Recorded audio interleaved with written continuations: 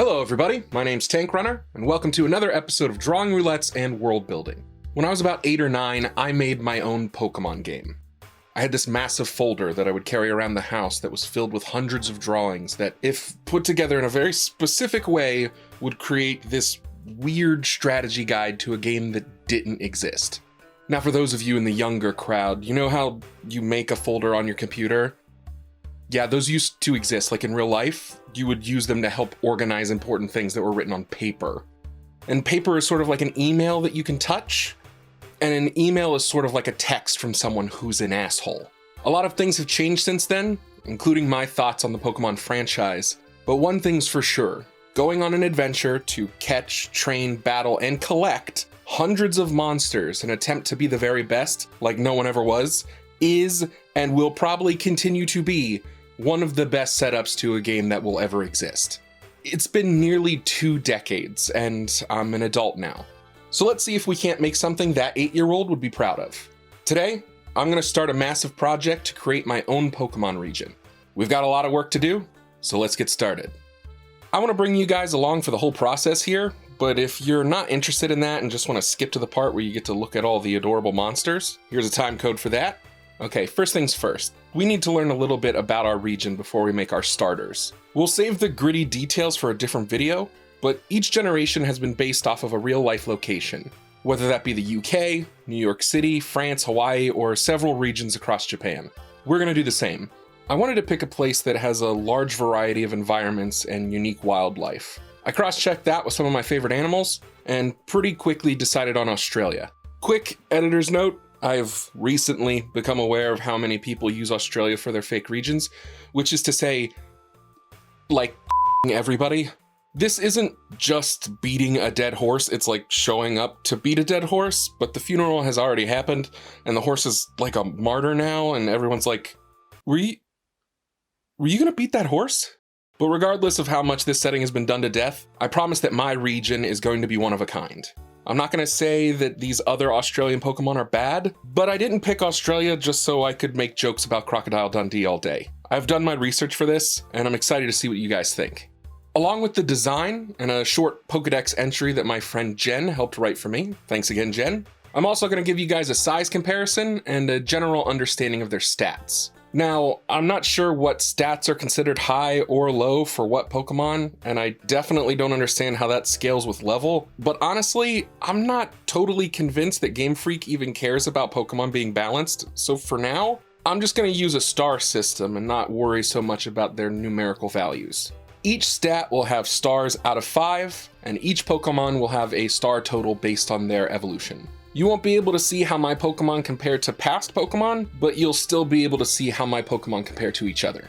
Normally with these videos I show footage of me drawing the prompt, but the first Pokemon I did took several days to complete, and if I were to show you the process, this video would be unacceptably long. It wasn't because it was difficult to do, or because it was overly complex, but I was trying my best to get as close to the Pokemon style as possible, which took a handful of tries before I got to a place that I was happy with. This is Bramby, the bilby Pokemon. Bramby are small, fast creatures known for their incredible hearing. They live in large groups, spending their time feeding, socializing, and scouting for predators. If caught by a larger creature, the small thorns on their bodies contain bad-tasting poison that will cause the attacker to spit them out.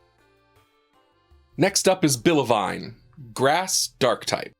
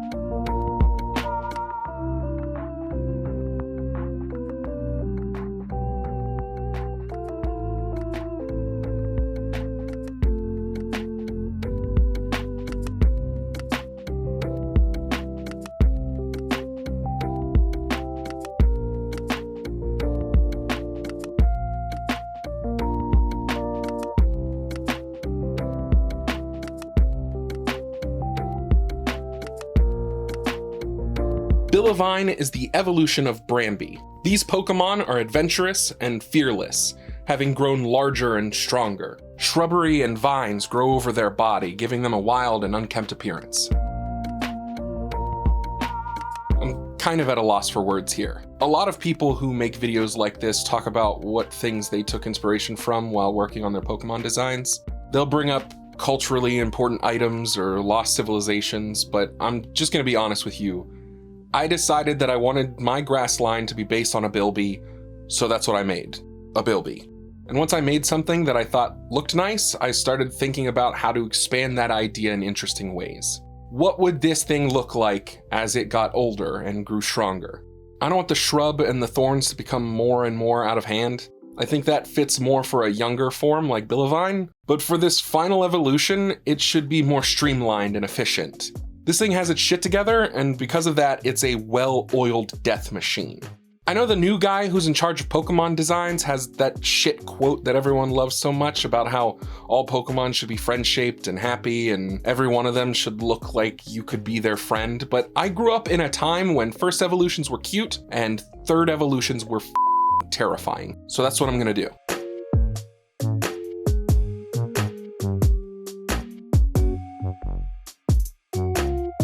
Bandicrush.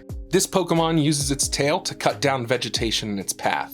Although large and territorial, groups of Bramby will often seek it out for protection in the wild. I wanted to make sure that the starters were fairly close to equal with each other, because I thought it was important to keep the rock, paper, scissors aspect of their typing. But all of my starters are also dual typing, and I didn't want to make each starter double effective against another starter, so I decided to do something weird and have their second type be resisted by the starter that is weak to their first typing, and strong against the starter that resists their first typing. That couldn't have been said in a more confusing way. Okay, so Bandicrush was a grass dark type Pokemon. So he'll be weak to fire, but now I want him to be resistant to the fire line second typing and weak to the water line second typing. This might not work, we'll have to see. Having all the starters be strong and weak against each other sounds like it could be interesting. It gets rid of the opportunity for your rival to be a pushover by picking the starter that's weak to yours, but it may also get rid of the chance of having a rival that'll kick your teeth in if you don't pay attention. Who knows? Leave a comment if you can foresee any problems with this, but for now, I'm not afraid to give it a shot. Shadle, the dingo Pokemon. Shadle are rambunctious, energetic, and exceedingly prideful. They are known to choose trainers early in life. Once the trainer has proven themselves worthy, their Shadle will remain loyal and protect them at all costs. So if you were taking bets on what secondary typing I was going to pick for the Shadle line so it would be weak to dark and didn't notice some of the glaring clues, I went with Ghost. For this second evolution, I'm going to start showing a more ghostly figure, and I'm going to push the skeletal features as well. I like the idea of some of these bone pieces floating apart from each other, like this strange aura is the thing holding them all together. And then I'll add a few extra details to show a bit more personality.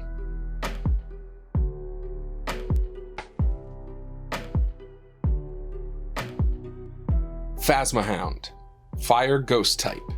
Phasmahound is the evolution of Shadle.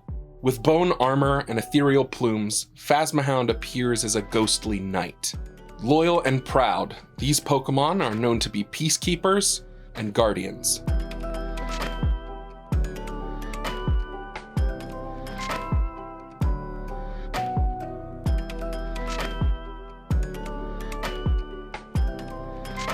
Macabraith, the evolution of Phasmahound.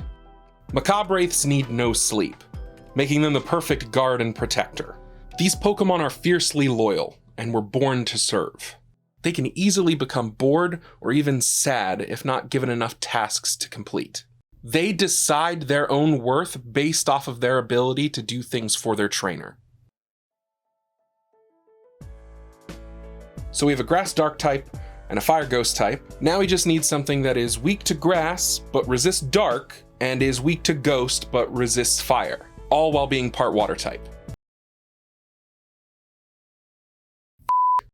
Okay, never mind, I can fix this. There's no typing that fits our structure here, so we'll have to come up with something else. Realistically, I think that typing can be made fair just through move selection alone. As long as the other starters have something that's super effective against this Pokemon, we should be in the clear. I have a little more time to figure it out. Plubble, the platypus Pokemon. Plubble, a master at conserving energy, uses the bubble around its neck to effortlessly float in the water. While resting, they often use their tails to gently rock themselves to sleep. When threatened, they can use their tails to launch themselves up and out of the water away from predators. I did have plans for this little guy to be water poison, which wouldn't make him weak to grass or ghost, but Bilivine could easily learn some ground moves, and Phasmahound could learn a few psychic moves as well. It wouldn't be resistant to dark either, which will help level the playing field. Not to mention that it's the only starter without any immunities. Maybe there's also an ability that we could give him in case the rest isn't enough.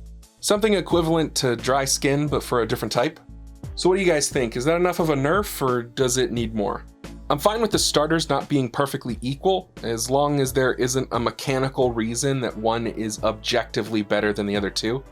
I don't want people to feel like they shot themselves in the foot by picking their favorite starter.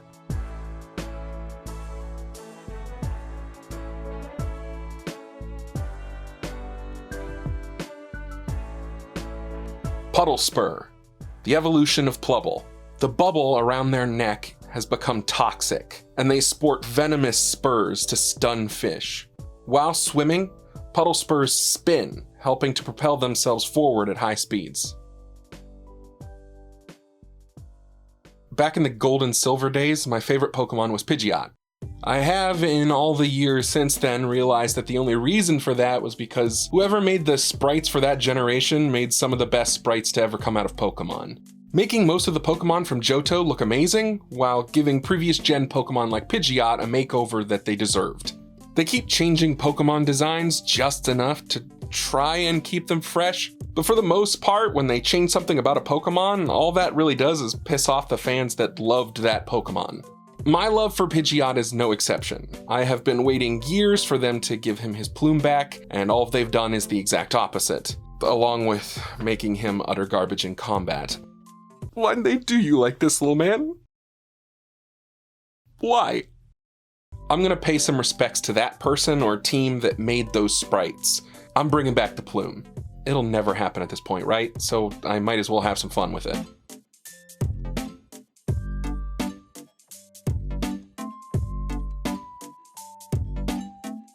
Barnami, the evolution of Puddlespur. They are armed with venomous barbs, claws, and spurs that can regrow if damaged. Barnami swim at such a high speed that they can skip like stones while skimming the surface. Alright, we are officially on our way to making our own region. We have all our starters and their evolutions, just 142 more designs to go. I'm gonna be sick.